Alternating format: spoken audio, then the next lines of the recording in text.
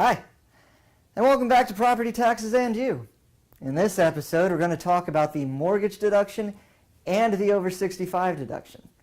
I know, 2 topics, 1 episode, we're getting ambitious. Now, for the sake of brevity, I'm going to assume that you've already seen episodes 1 and 2.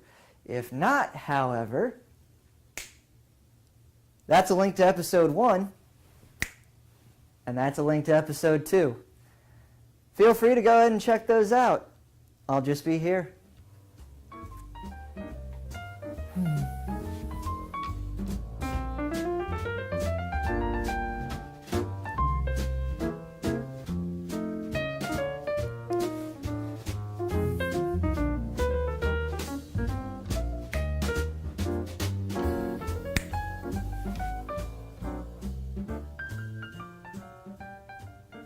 Are you back? Fantastic. Let's dive in. The mortgage deduction is the second most common deduction in the state of Indiana. And as you can see, requirements on the board. So, rule number 1, own the property. I feel like that's probably a given, but it is a requirement. Rule number 2, you have to have an active mortgage on the property. Now this can actually mean more than one thing. It can also mean a home equity line of credit, or if you're buying the house on contract, your recorded contract can also serve as a mortgage. Stipulation being, have to have at least $3,000 borrowed against the property. Rule number 3, 1 per person. This is one of the only deductions available that you can actually claim on property that's not your primary residence. And married couples can claim too, provided they claim on separate properties. Now this deduction is also comparatively small, but let's go ahead and take a look at what it is and what it does. The mortgage deduction is equal to the lesser of $3,000 or 1/2 the gross assessed value of the property. Unless the property we're looking at is under $6,000, probably going to be this $3,000. Now, one way we could illustrate what this deduction does is to take it and throw it into our tax calculator, do a whole bunch of complicated math, and show you taxes for the year on a property with the deduction versus taxes for the year on a property without the deduction. But we just want to know what this thing is going to save us, and there's an easier way to do that. All we have to do is take the deduction amount, in this case $3,000, and multiply it by the tax rate for whatever taxing district we happen to be looking at. So say, for example, our district has a 1.3% tax rate. All we do is we take that 3,000 times 0.013, and that tells us we're saving $39 a year in property taxes. If our rate is 2%, math gets to be a little bit easier. 3,000 times 0.02 is $60 a year in property taxes. So like I said, this is a much smaller deduction, especially when compared with, say, the homestead deduction. But if you meet all the requirements, might as well apply and save some money. Applying for this deduction is as easy as stopping by our office and letting us know you'd like to apply. As long as closing was 3 or 4 weeks ago, we should have all the information we need. We just need you there for a signature on the application. As a final addendum, if you ever refinance your mortgage, you will have to stop by our office again and refile for this deduction. Now, as a personal tip from me to you, if you have the opportunity to pay off your mortgage and be done with it, do it. And don't let a mortgage company talk you into taking out a second mortgage for the sole purpose of keeping this deduction.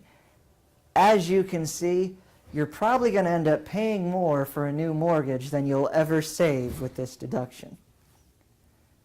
Finally, and with the help of another video transition, let's go ahead and move on to the over 65 deduction. We probably receive more phone calls and questions about this deduction than any other, with the exception of maybe the homestead. For the sake of brevity and saving ink, the name of this deduction is simply over 65 or age deduction. There are, however, many more requirements than just that. As you can see, I've got them on the board already. So, rule number 1, you're pretty familiar with by now, own the property. Rule number 2, primary residence. If you saw our homestead video, you know what that means. Rule number 3, and where we get the name, you must be 65 by December 31st of the year preceding the year in which you apply. Basically what that means, if you just turned 65 today, you'll have to wait till next year to apply for this deduction. Rule number 4, your combined adjusted gross income must be less than $25,000. Combined adjusted gross income, that's you and your spouse, that's you and anyone else whose name appears on the deed for this property. Rule number 5, the GAV of this property, or gross assessed value, must be less than $182,430. Now, if you meet all of these requirements and you'd like to apply, the application process is actually pretty simple. All you need to do is stop by our office with a copy of your most recent tax return. We'll help you fill out an application, take you about 5 minutes. We're going to check your tax return to verify that you meet requirement number 4 here, and we'll be all set.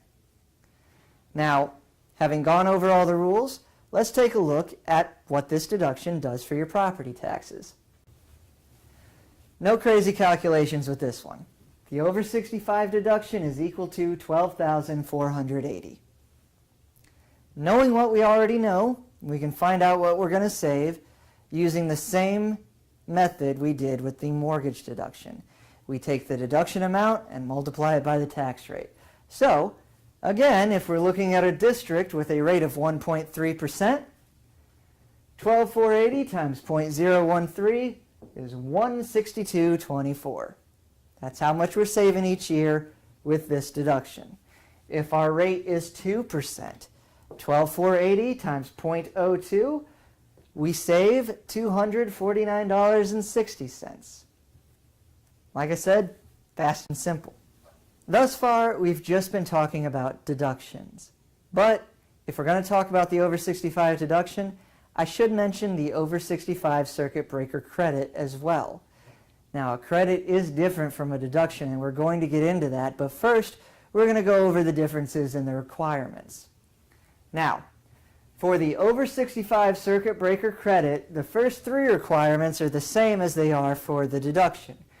Own the property, primary residence, over 65 by December 31st of the year before the year in which you apply. Where it gets different is rule number 4. The adjusted gross income for a single person must be less than $30,000.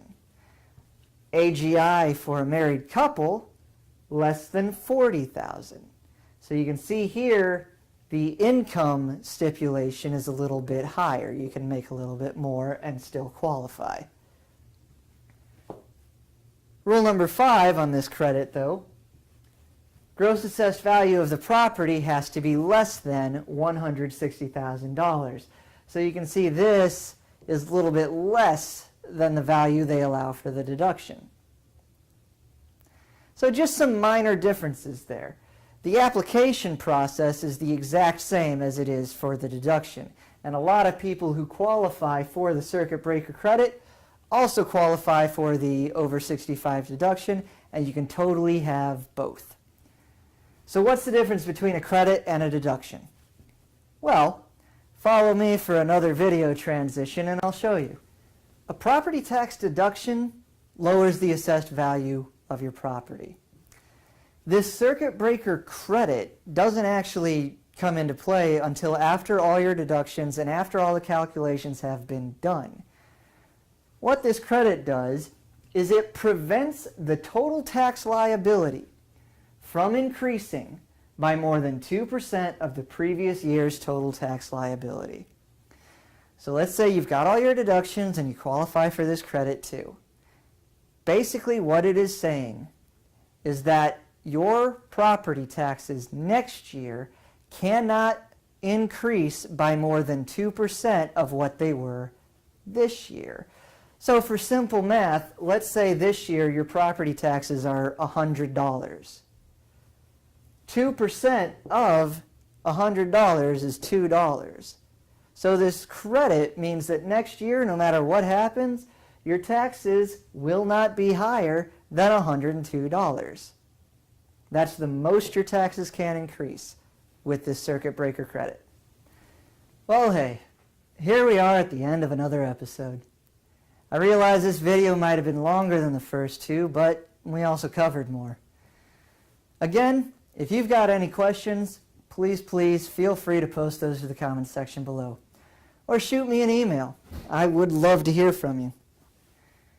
Now folks, this might be our last video. It's all in your hands now. So get that view counter up. Like the video, share it with your friends, subscribe to our channel. I'd love to keep doing it. I hope I've been educational. I hope I've been vaguely entertaining. Regardless of whether I get to keep making these or not, all I can say is this.